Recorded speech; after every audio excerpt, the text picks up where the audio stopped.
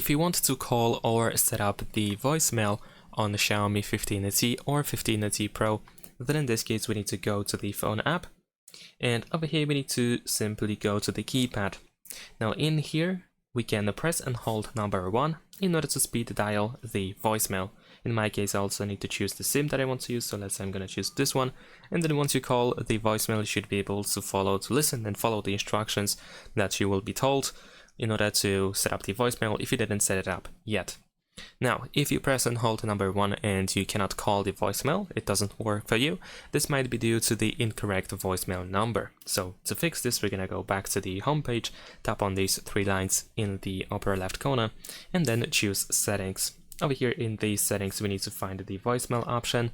In my case, I also need to choose the SIM, go to advanced settings, and in here we have the voicemail number, which we can customize. If you don't know what number you need to enter over here, you can either try to contact your carrier or service provider and ask them about their voicemail number. And you can also just simply Google that information as well. Thanks for watching, leave a like and subscribe.